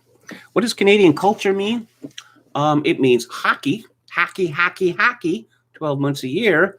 And it means Tim Hortons, double. That's pretty much all that Canadian culture means now. And so Justin Bieber, famous Canadian. Of course, he hasn't lived in Canada since he was 14 years old. But, Canadians, there's an old joke. How can you spot the Canadian in the room? He's the guy that keeps saying he's really Canadian, like Neil Young, who buggered off out of Canada pretty much the first chance he got. And I believe in 1966, he's lived in California ever since then. Great Canadian. This is from Brett Bundale of the Canadian Press. Tim Hortons partners with Justin Bieber to launch the 3 new Timbit flavors, co-branded merchandise. Of course, Tim Hortons is not a Canadian company. It is owned by a Brazilian hedge fund. Tim Hortons has teamed up with pop superstar Justin Bieber to launch 3 new Timbit flavors called Tim Biebs. Oh, boo-grown hiss. Along with co-branded merchandise. The celebrity endorsement deal marks a departure from the coffee and donut chain's usual lineup of professional hockey players, a marketing strategy that could attract new customers. Well, I suppose it could attract barely pubescent girls and homosexuals, but it helps them appeal to a younger demographic, which is something they desperately need to do, retail analyst Bruce Winder said. Justin Bieber is a good opportunity to connect with Gen Z and young millennials. It could also help Tim Hortons build brand awareness in the United States, where the restaurant faces stiff competition from chains such as Dunkin' Donuts and Starbucks. They don't have Dunkin' Donuts where I live. Didn't they change their name to just Dunkin' a few years ago? Because they didn't want to be associated with, donuts so much? What does one dunk donuts in? Coffee, right? Perhaps the chat can help me out on this. The U.S. is a very crowded coffee market, and Tim Hortons has struggled down there, Winder said. Justin Bieber is massively popular in the U.S., so this could help them. Yeah, Justin Bieber is massively popular in the U.S. I say the problem with this is that there seem to be as many people or more that hate Justin Bieber as, love him. So much so that he was referred to on Silicon Valley as the Hitler of music. Whereas, of course, someone pointed out that Hitler played the bassoon, so one could say that Hitler was the Hitler of music. The partnership aligns with the Canadian singer's frequent social media posts about the restaurant, which have ranged from snapshots of holiday-themed Tim's Cup to complaints about a new lid. Doing a Tim Hortons collab. Yes, isn't that the way that a businessman speaks? Isn't he supposed to be a musician? Doing a Tim Hortons collab has always been a dream of mine, Mr. Bieber said in a statement. I grew up on Tim Hortons, and it's always been something close to my heart. The donut culture in Canada was never associated with British Columbia, associated with the prairies, Ontario. In fact, that there was not a Tim Hortons within the city limits of Vancouver until 1999. And, in further idiotic Canadian news, and again, if this appeared in the Babylon Bee, you wouldn't blink. Is that absurd? This is by K.S. Arpitha at breezyscroll.com. We're all suffering due to climate change. Yeah, I love that planted axiom, don't you? But this Canadian woman became the world's first patient to be diagnosed with climate change. This Canadian woman, who is facing breathing problems, is possibly the world's first patient to suffer from the direct effects of climate change. According to the doctors, the poor air quality has nothing to do with climate change, and heat waves are responsible for her condition. The 70-something-year-old was diagnosed after a heat wave by Dr. Kyle Merritt, who should be shamed. He should be shamed out of society. All of her health problems have worsened. Yeah, that never happens to 70-year-olds, that their health problems worsen. And she's really struggling to stay hydrated. Are there no taps where she lives? We had to figure out how to cool someone in the emergency department. People were running out to the dollar store to buy spray bottles, said the head of the emergency department. Canada saw a historic heat wave in June. Unfortunately, it followed with a thick smog season kindled by the multiple wildfires. Every summer in Canada, there are massive forest fires in the province of British Columbia. And what was it? Back in 2017, I live in Victoria, which is separated, from the mainland by, an ocean. And back then, the forest fires were so bad that for a week or two, my eyes were continually running, my nose was continually running, sore throat, scratchy throat, constantly coughing up black stuff. This is not new. It's not new. But of course, the media pretends, oh no, hottest day ever. The world is coming to an end. But this was the first time that the doctor attributed climate change as a direct cause of suffering. If we're not looking at the underlying cause and we're just treating the symptoms, we're just going to keep falling further and further behind. It's just me trying to just process what I'm seeing, Dr. Merritt said. We're in the emergency department. We look after everybody, from the most privileged to the most vulnerable, from cradle to grave. We see everybody. And it's hard to see people, especially the most vulnerable people in our society, being affected. It's frustrating. Apparently, it had never occurred to Dr. Merritt that old people suffer more during heat waves than younger people, or that it is quite common for 70-year-olds to suffer respiratory difficulties. We are not told anything about this woman. Was she perhaps a smoker? She could still be, I suppose. But now climate change is a disease. And I suppose soon enough, those who deny that it is a disease will be canceled. There is a piece in the Globe and Mail, again, formerly a serious newspaper, by Gary Mason, who I was talking about just a few days ago. Premier Scott Moe wants Saskatchewan to have nationhood status. Yes, it's bizarre as it sounds. Saskatchewan. That rumbling sound you heard this week was the very foundation of the country being shaken by calls from Saskatchewan Premier Scott Moe for nationhood status within Confederation. And the populace responded with a collective, "Say what?" This is how opinion columnists in national newspapers right now. Well, slough off this threat at your peril, my friends. Saskatchewan may not have been one of the three founding nations of Canada. So that would be English, French, and, I guess he means the Native Indians who do not have a nation. There are over 700 Indian tribes in Canada. But nice try, Gary. And it doesn't have a language separate from the rest of the country. Oh, is that the test? There's a lot of English speakers in Quebec. There's a lot of also so-called allophones whose first language is neither English nor French. Mason continues, and if being a fan of the Saskatchewan Roughriders doesn't make you unique, what does? Oh, stop. Stop it. You're killing me.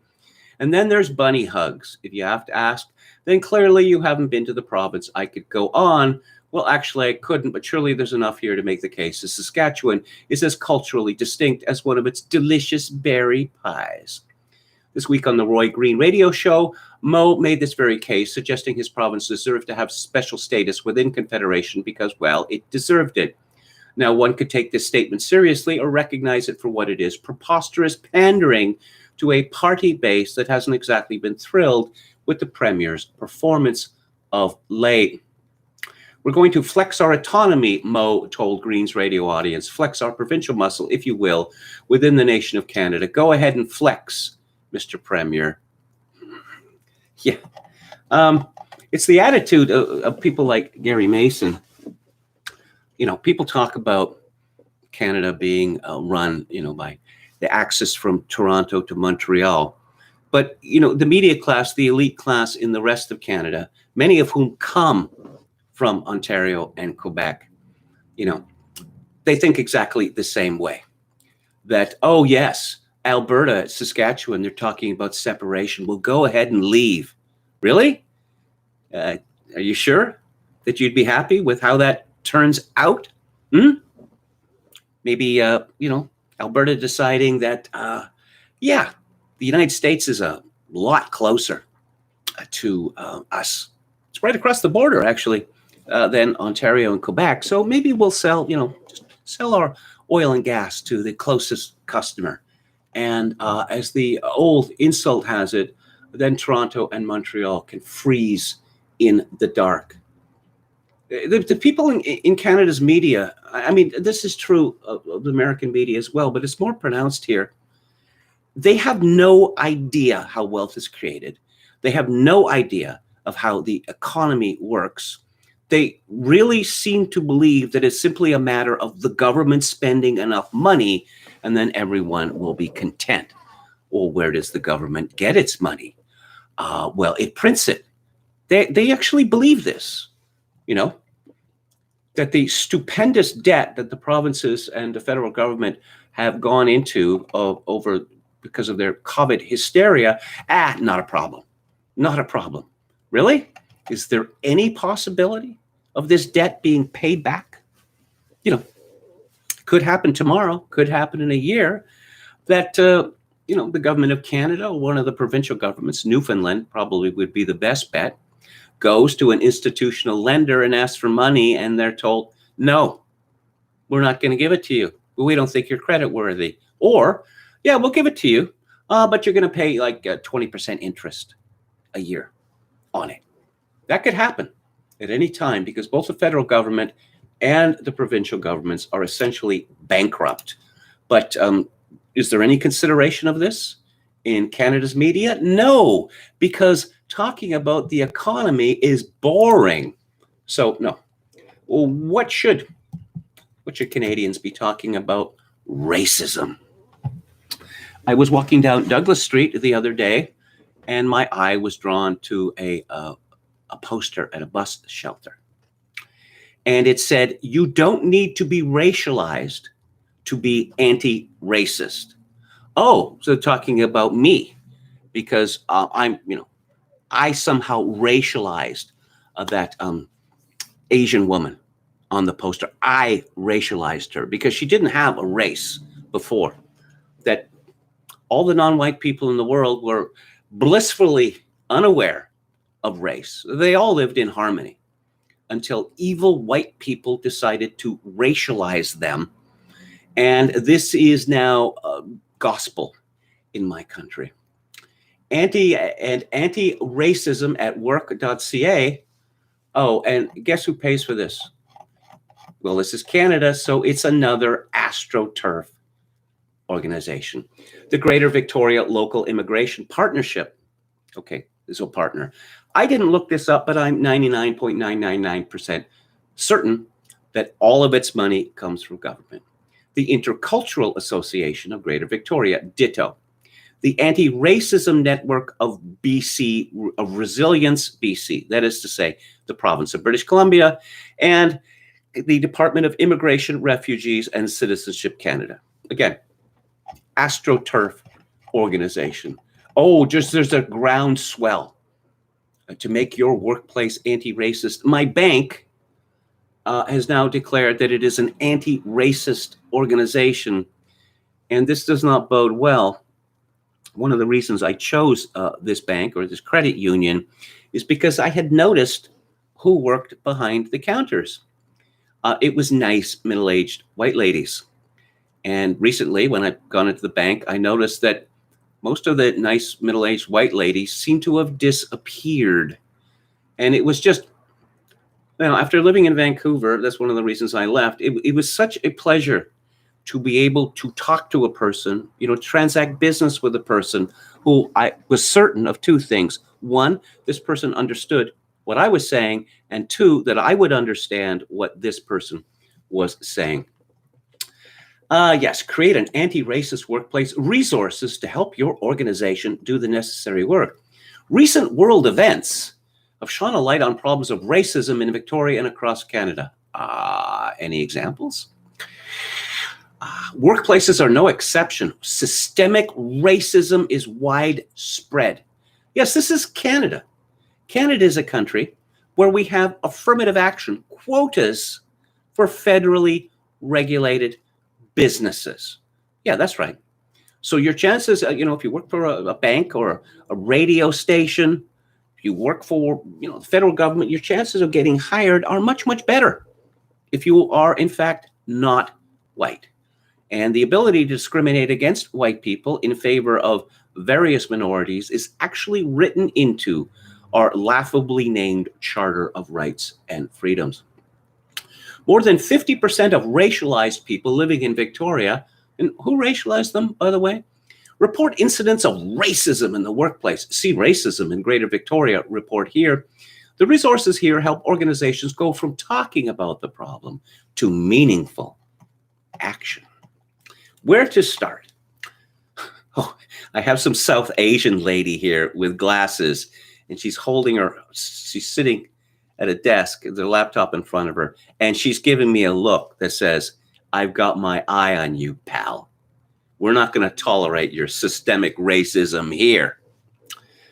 Organizations from small to large will find local resources to help implement anti-racism strategies at work.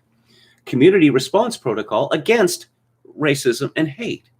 If you experience racism in a professional or public setting, what can you do? Where can you get support? This easy to navigate protocol can help! ! It provides useful information about legal definitions. It contains helpful suggestions about what to do when you experience or witness hate or prejudice. And it includes local resources for support and information, Arabic, Mandarin, and Punjabi versions available spring of 2022.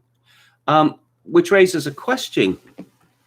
If your grasp of English is so tenuous that you need to read this workbook in Arabic, Mandarin, or Punjabi, how exactly are you working in Canada? And here's a bald man with a beard and glasses. The Intercultural Association of Greater Victoria Tools for Equity program. Not equality, mind you. We've moved on past equality. We're on to equity now. Using customized and engaging activities and course modules. Will there be tests? Is there do you have to write an essay? The Tools for Equity training program helps organizations create a progressive anti-racist workplace. Tools for Equity is designed for medium to large-sized organizations and businesses. Oh, and as always, learn more. And here we have a rather large woman of indeterminate ethnicity, and she's giving me that I want to speak to the manager look. Canadian Centre for Diversity and Inclusion Toolkits. The Canadian Centre for Diversity and Inclusion's mission is to help employers be inclusive, free of prejudice, and free of discrimination. They aim to raise awareness, encourage dialogue, very satirical, and promote action so people recognize diversity as an asset, not an obstacle. So when your employees are more comfortable, far more comfortable in Arabic, Mandarin, and Punjabi than in English, this is an asset to your business or organization, not an obstacle. Diversity Institute. And there's another person of color. This one looks friendlier, a man. The Ted Rogers School, and they spelt Rogers wrong, School of Management's Diversity Institute conducts and coordinates multidisciplinary, multi-stakeholder research to address the needs of diverse Canadians, the changing nature of skills and competencies, and the policies, processes, and tools that advance economic inclusion and success. So, yes, so if you're Canadian and you get your cable or your telephone or your internet from Rogers, as millions of Canadians do, you are funding anti-white racism. Of course, I don't know that it's any better with any of the other multimedia companies in Canada. I am with Shaw, and when I go to pay my bill, there are enormous television screens, enormous, largest I've ever seen. And they show pictures of the people enjoying the joys of Shaw's many different services. And I was waiting to be served, so I decided to count. There were 10 people shown on these enormous screens. 9 of them were non-white, and 1 of them was ethnically indeterminate. Again, as I've suggested, as if these people believe that the Great Replacement has been concluded. And let's not forget One Love Consulting. I heard One Love, and I got a pretty good idea who this is aimed at. Specializing because all Black people love reggae, right? They all do. They all love Bob Marley. I kind of thought that in North America, Bob Marley was more of a white thing than a Black thing. But anyway, One Love Consulting specializes in anti-racism and equity, facilitated discussions, trainings, and consultations with BIPOCs. See, BIPOC isn't enough for Canada. You need the I for Indigenous before the BIPOC. And white affinity groups. Yay, affinity. This organization focuses on systemic racism, anti-Black racism, racial equity, social justice, unintended bias, microaggressions, and white fragility. White fragility? We're talking about people who burst into tears and start howling about white supremacy whenever they break a shoelace. And I can't name all of the other organizations on this page because it would take a long time. There are so many. DIE is a huge business in Canada, and perhaps it will soon, overtake the oil and gas sector in its importance to the economy. Just to sum up, the level of parasitism in my country, well, it's unsustainable. And for that reason and many others, I do not believe that Canada will survive until the year 2030. Let's have a final look at the chat. Ashley Main Bravo says, Klaus Schwab said that the values of Western civilization will be tested during the implementation of the so-called Great Reset. Dan says, BIPOC sounds like an Apple product. Quachilango says, nothing like Bowden to clear out a house party, I say. Ashley Main Bravo, the Great Reset and the Great Replacement. Of course, the Great Replacement is that thing that definitely isn't happening, but it's a good thing that it is. Okay. First thing I ever saw Bowden do was posted up on Podblank, if anyone remembers that ill-fated venture of that guy, Cobb. I think that's from David Deneuve. Okay. Jim Smith says, we're so close to it already that I wonder when racism will become an actual crime. Well, we're pretty much there. And as always, I should remind people that some decades ago, the Supreme Court of Canada ruled that truth is not a defense to accusations of hate speech. Truth is not a defense. So if you say things that hurt the feelings of approved minorities, you are a criminal. Strange how people have to be taught to see diversity as an asset, says Dr. Dead Name. Yeah. One day I'll tell the story about the Parsees and the sugar in the milk. I don't know if you're familiar with that. It's a lovely story. I think most of the defendants in the Sines versus Kessler case are representing themselves, says Ashimane Bravo. Ashimane Bravo also says, I think Matt Forney was the one who said Richard Spencer couldn't afford a lawyer long-term on Joseph Cotto's podcast yesterday. There's no one who would take on his case on a pro bono basis. I mean, retired lawyer, say, who still kept membership at the bar, right? But I suppose everyone is, I've seen Tucker Carlson do this, and it's not right. He was interviewing some lawyer who was representing someone, and I forget, he was accused of some detestable crime of which he was almost certainly guilty. And Tucker Carlson was barracking him because, how could you defend such a person? Well, it is one of the pillars of Anglo-American civilization that every person is entitled to a defense. Do you think that, I wonder if people actually believe that lawyers are like Perry Mason, that they only defend people that they know are innocent. I mean, Alan Dershowitz said some time ago that 98% or more of the people that lawyers defend are guilty. But, okay. So that's it for today. Tomorrow is Theater Thursday, and I will be discussing David Mamet's 1991 film, Homicide. And on the book club on Friday, I will be discussing Robert Louis Stevenson's Treasure Island. I will be back on the air tomorrow at 4 p.m. Pacific, 7 p.m. Eastern. If you would like to help this live stream out with a donation, which I could genuinely really, really use now, as the clock is ticking on me. My PayPal account is linked to Kevin_Grace@hotmail.com. Once again, Kevin_Grace@hotmail.com.